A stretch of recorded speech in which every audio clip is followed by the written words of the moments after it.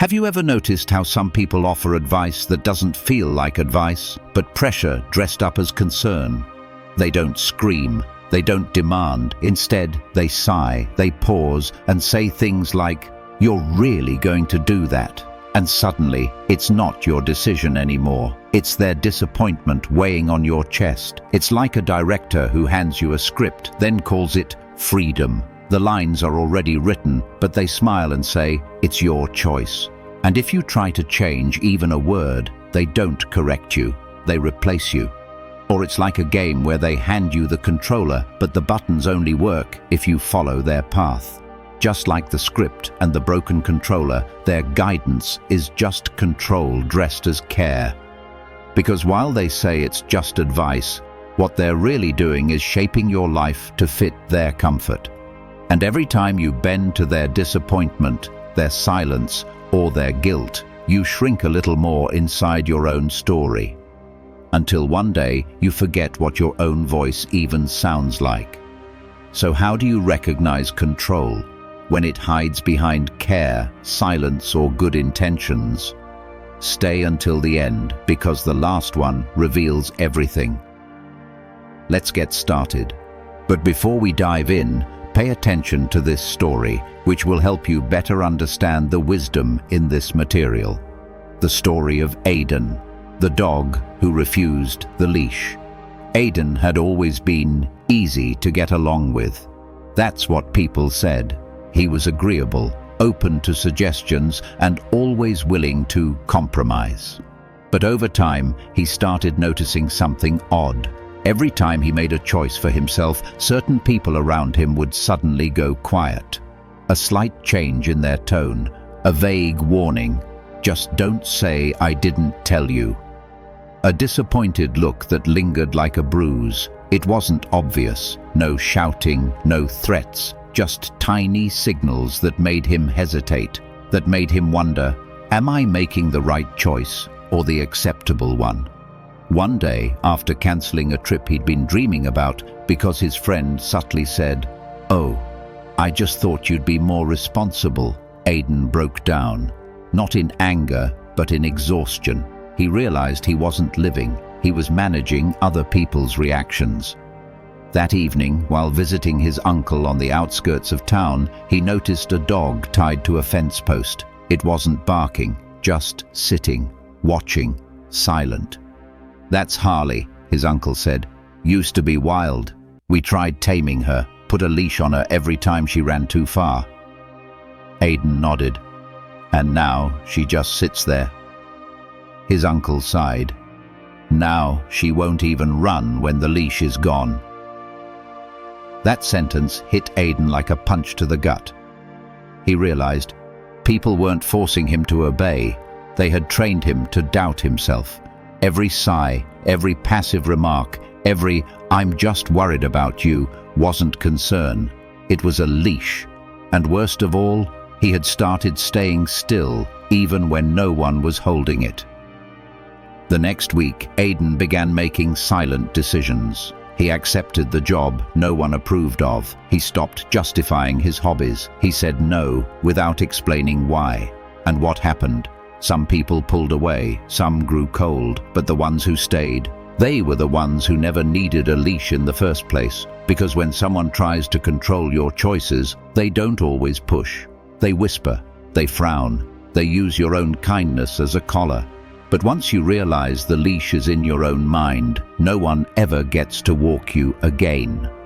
Before we begin with the first lesson, if you find these videos helpful, I encourage you to subscribe and turn on notifications to stay updated on the latest content. Let's begin. Number 1. They give you guilt-laced advice. Let's talk about one of the most manipulative tactics people use to control you. They give advice, but it's laced with guilt. On the surface, it sounds like they care. They say things like, "I just want what's best for you," or "You know I've always supported you." But underneath that soft tone is a message that feels much heavier, a quiet pressure that says, "You'd really let me down if you did that." They don't offer their opinion as an option. They present it as a condition for love, approval, or emotional safety, and suddenly it doesn't feel like advice anymore. It feels like an ultimatum wrapped in concern. Here's the truth. Instead of offering support, they disguise control as guidance. You're not being invited to make your own decision. You're being warned about the emotional consequence of going against their expectations. And the worst part, they do it in a way that makes you question your own judgment. You walk away from the conversation not feeling empowered, but ashamed. You feel like you owe them a certain choice, like your autonomy is a betrayal. That's not what real support looks like. That's emotional manipulation. This is where Stoic wisdom becomes your compass. Epictetus once said, "No man is free who is not master of himself." Think about that. Freedom doesn't begin when others agree with your choices. It begins when you stop needing their permission to make them. If someone truly cares about you, they won't try to make you feel guilty for walking your own path. They'll offer advice, sure, but they'll leave room for your choice. Real love respects freedom. Control demands obedience. Let me share a story. A woman I know, let's call her Rachel, was considering moving to a different state for a job she had worked years to earn. It was everything she had wanted: growth, purpose, stability. But when she told her mother, the response wasn't supportive. Her mum didn't say, "Let's talk through it," or "I'm proud of you." Instead, she said, "I can't believe you'd leave me like this, after everything I've done for you." And just like that, the conversation wasn't about Rachel's growth anymore. It was about guilt. For weeks, Rachel felt stuck. Not because she was unsure of the move, but because she didn't want to be seen as selfish. She questioned herself, not because the decision was wrong, but because she was afraid of disappointing someone she loved. That's the power of guilt-laced advice. It makes you feel like choosing yourself is a betrayal. So how do you respond to this kind of control?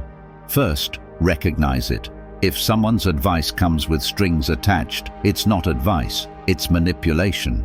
Second, reclaim your freedom. You're allowed to make choices that others don't like. And third, remind yourself, anyone who truly values you won't make their love conditional on your obedience. At the end of the day, you don't owe anyone your peace, just to protect their expectations. If someone uses guilt to shape your path, walk anyway, because real strength isn't in pleasing others, it's in honoring your own wisdom. Number 2, they shame you for thinking differently.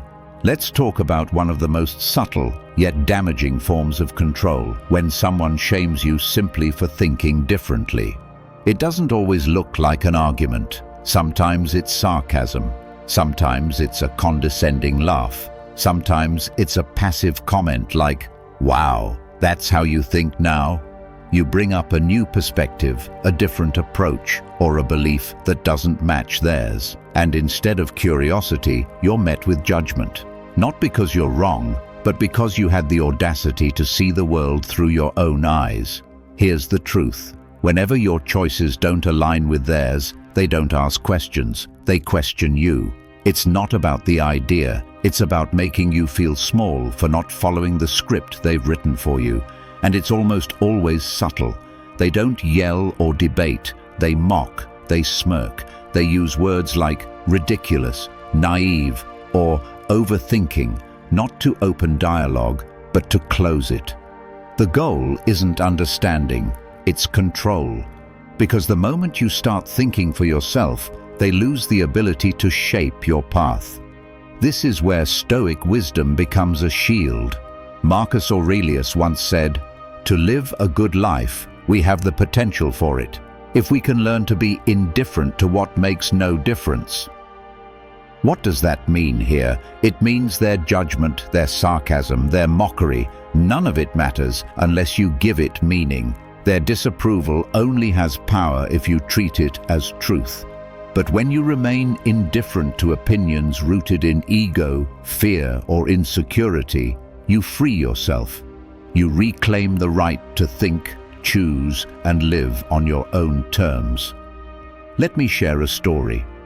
A man I know, let's call him Brian, decided to take a different path in life. While his friends were chasing high-paying corporate jobs, he chose to open a small community art studio. It wasn't glamorous, and it didn't fit the mold others expected of him. When he shared his decision, one of his closest friends laughed and said, "Oh, so you're just giving up on being successful?" Another friend added, "Must be nice to not care about your future." They weren't giving feedback. They were shaming him for daring to dream differently. For a moment, Brian questioned everything, not because he believed them, but because their voices echoed louder than his own. But then he remembered, success isn't one size fits all. Just because someone can't see the value in your vision doesn't mean it's worthless. He moved forward anyway. And over time, the same people who mocked him started calling his decision brave. That's the irony of shame. It usually disappears once you prove it wrong. So how do you deal with those who shame you for thinking differently? First, don't argue. Stand firm. You don't need to defend your every thought. Second, remind yourself that judgment often comes from fear of change, of irrelevance, of losing control. And finally, protect your peace. Don't let small minds shrink your big ideas. At the end of the day, you weren't meant to think like everyone else. You were meant to think for yourself. And if that makes others uncomfortable, let it. Because your life isn't a mirror of their expectations, it's a reflection of your courage. If you found this valuable, hit like and subscribe for more powerful insights. Number 3, they weaponize past mistakes. Let's talk about one of the most toxic forms of control, when someone uses your past mistakes to dictate your present. These are the people who don't forgive quietly. They keep score, and every time you try to grow, they pull out your old failures like a weapon. You say, "I've changed," but they say, "Have you really?" You take a step forward, and they're right there behind you, dragging the weight of your past so you can't move freely. It's not accountability they want, it's leverage. Here's the truth. When someone constantly reminds you of who you used to be, it's rarely about helping you grow. It's about keeping you small. They don't talk about your past to heal, it's to hurt. Because if they can keep you in a state of guilt, doubt, or apology, they can keep control over your choices. It becomes their script. You can't be trusted. Remember what happened last time? You always do this. And just like that, your progress is questioned, your confidence shaken, and your ability to move forward chained to a version of you that no longer exists. This is where Stoic wisdom becomes your anchor. Seneca once wrote, "Don't cling to the past, let it go. It cannot be changed, only learned from." And that's the key. Learning, not repeating, not reliving, just learning.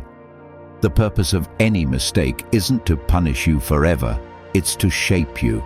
But when someone refuses to let go of who you were, it's often because they're afraid of who you're becoming. Your growth threatens the role they've written for you in their story. So instead of evolving with you, they hold on to the only version of you they know how to control, the flawed one. Let me tell you about someone. Let's call her Amanda. Years ago, she made some poor decisions in a past relationship. She lied once, she hurt someone, but she owned it, apologized, and spent years rebuilding her integrity. Fast forward, Amanda's in a new relationship with someone who claims to love her, but keeps bringing up the old mistakes, not even from their own past, but from hers. Every disagreement ends with, "Well, maybe you're doing the same thing again," or "People don't really change." Amanda started questioning her worth, not because she was making the same choices, but because she was constantly being reminded of them. One day she realized she was no longer living her own growth. She was living under someone else's fear. So she set a boundary. She said, "I won't keep apologizing for a version of me that no longer exists." And with that, the control broke. So how do you handle someone who weaponizes your past? First, separate guilt from growth. Just because you made a mistake doesn't mean you're not allowed to move on. Second, set boundaries. If someone brings up your past only to manipulate your present, that's not love, it's control. And third, reclaim your narrative. You're not who you were, you're who you've become. At the end of the day, your past may explain where you started, but it does not define where you're going. If someone can't see that, it's their limitation, not yours. Let the past stay where it belongs, behind you.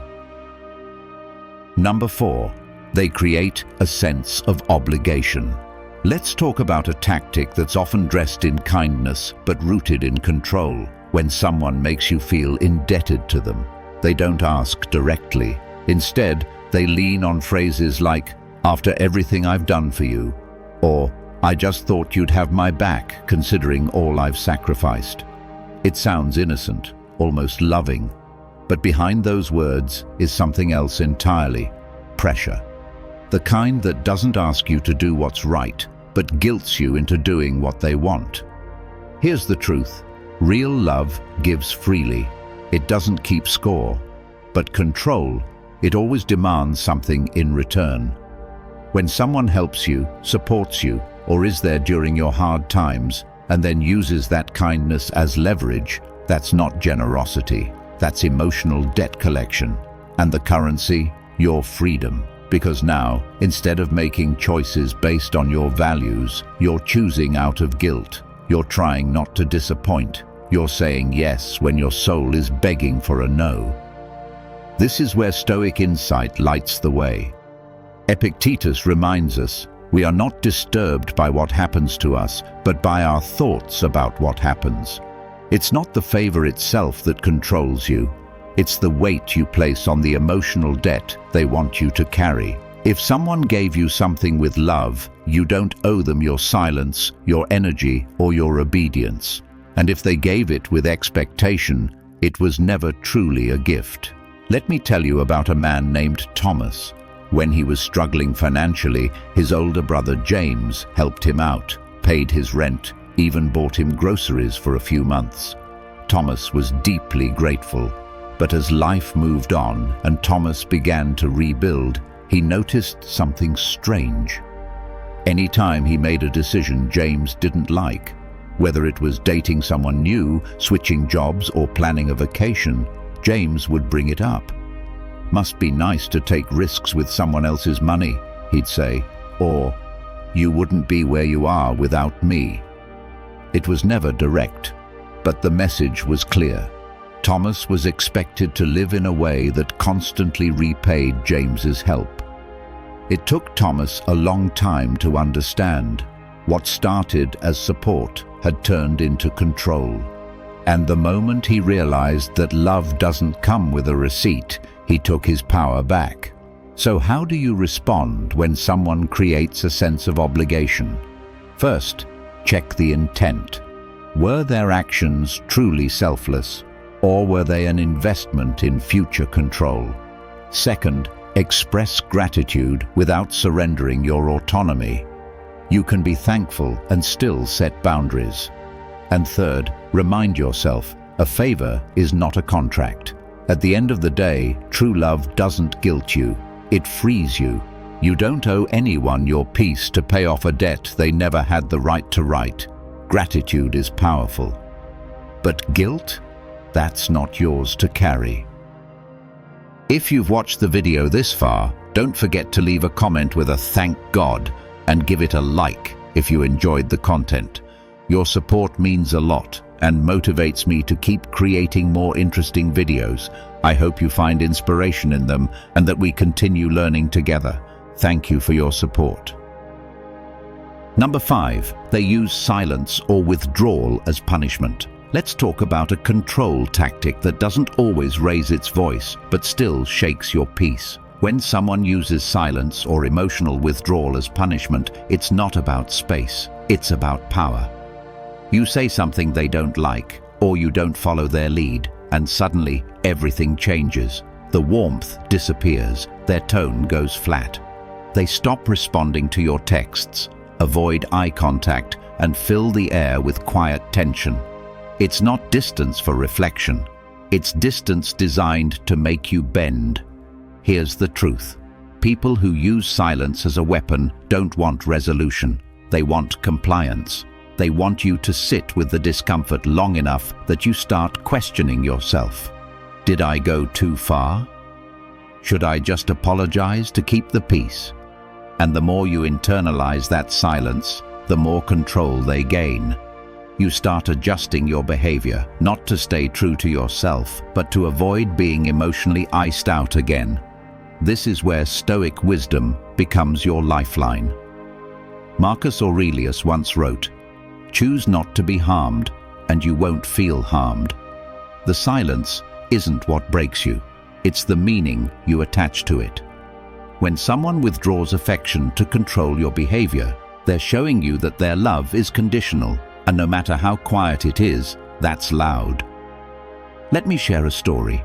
A guy named Chris was in a long-term relationship with a woman named Natalie. Whenever Chris made a decision she didn't agree with, like spending a weekend with his family or saying no to a plan, Natalie didn't argue, she just went quiet. Entire dinners would go by with nothing but cold glances. She'd leave texts unread, act fine in front of others, but go mute in private. Chris used to think she just needed time, but over time, he realized this pattern had nothing to do with healing and everything to do with control. Every time she withdrew, he would fold, apologize for things he didn't even believe were wrong, just to make the silence stop. But one day, Chris didn't chase her silence. He sat with it. He told himself, if love disappears the moment I disagree, it was never love at all. And in that stillness, he found something powerful: clarity. So how do you respond to manipulation by absence? First, don't fill the silence with guilt. Fill it with reflection. Second, hold your ground. If someone can't talk through issues but chooses emotional distance to punish, that's their weakness, not yours. And third, stop chasing what pulls away when you're simply being honest. At the end of the day, silence should be a space for understanding, not a weapon of control. And if someone uses withdrawal to manage you, let them sit in it alone, because your peace isn't a tool, it's a boundary. Number 6. They make you doubt your judgment. Let's talk about one of the most insidious forms of control. When someone chips away at your ability to trust yourself, it doesn't happen all at once. It begins quietly, with comments like, "You're overthinking it," or "You're too emotional to decide right now."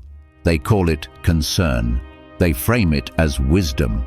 But what they're really doing is planting a seed of doubt, one that slowly grows into a habit where you stop listening to your own voice and start leaning on theirs.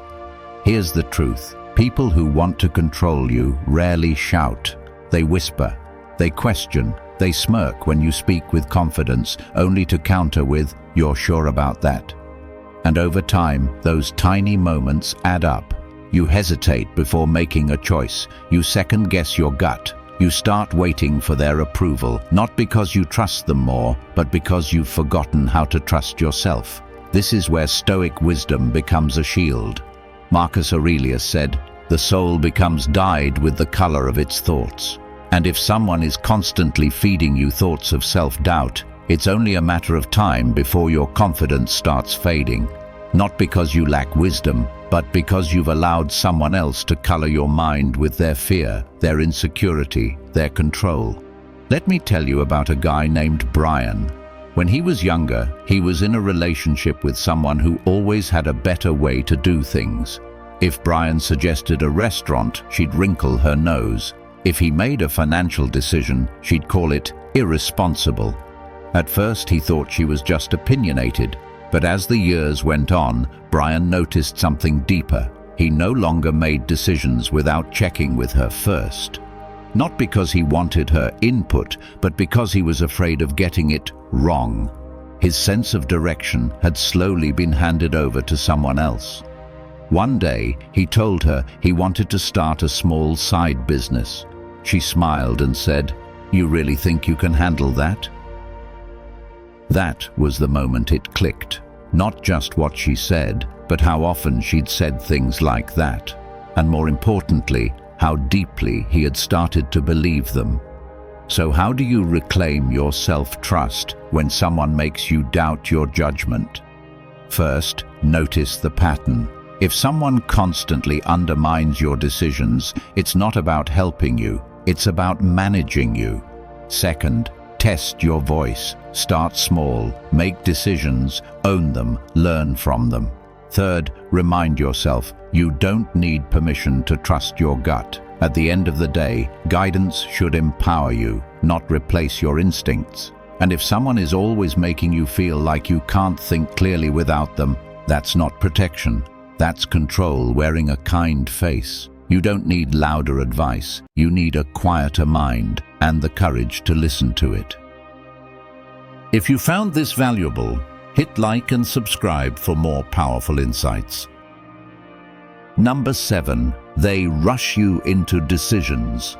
Let's talk about one of the most overlooked control tactics, when someone pressures you to decide quickly. On the surface, it looks like urgency, but underneath, it's about influence. The faster you move, the less time you have to think. And if you can't think clearly, you can't choose freely. That's the point. They want momentum, not reflection, because reflection invites clarity, and clarity weakens their grip. It starts subtly. You need to act now, or you'll regret it. This opportunity won't wait. Or worse, I just need a yes. Why are you hesitating? You feel the heat rising, not because the situation demands speed, but because they do. And deep down, you start questioning your pause. You confuse their intensity with importance, and before you know it, you've agreed to something your heart never had time to consider. Here's the truth. People who rush your decisions aren't respecting your autonomy. They're circumventing it. They know that time invites questions. Questions slow things down, and slowing down might mean you realize, wait, this isn't right for me. That's their fear. So instead of giving you space to weigh your options, they crowd that space with urgency. This is where Stoic philosophy cuts through the noise. Seneca warned, if something is rushed, it is suspect. Give time the power to reveal what pressure conceals. It's not about avoiding all quick decisions, it's about recognizing who benefits from the speed. If it's not you, ask why. Let me tell you about a woman named Claire. She was offered a partnership role at a marketing firm, something she'd always dreamed of. But the catch? They gave her 24 hours to accept. No time to review the contract, no time to talk to her mentor, just pressure. The company made it sound noble. We believe in you, that's why we want a fast decision. But something didn't sit right. So Claire did something most wouldn't. She paused. She asked for 72 hours to think. The tone shifted immediately. They grew cold, defensive. Maybe you're not ready for this kind of responsibility. And just like that, the mask fell. Claire realized they didn't want her clarity. They wanted her compliance. She walked away. Months later, she found out 3 other people had been pressured into that same role, and all of them left within 6 months. So, how do you protect yourself from this kind of manipulation? First, listen to your body. Pressure triggers urgency, but wisdom thrives in stillness. Second, ask yourself, who benefits from me acting fast? If the answer isn't me, that's a red flag. Third, never confuse urgency with importance. Not everything that screams deserves your attention. At the end of the day, fast decisions often come with long regrets. Don't let someone rush you out of your own wisdom. The more time you take to choose, the more that choice becomes truly yours. And no one, not even someone you trust, should rob you of that power. If you believe this video can help others, give it a like. It helps the YouTube algorithm show it to more people. And don't forget to subscribe for more awesome content coming your way. Share your thoughts in the comments. I will definitely reply.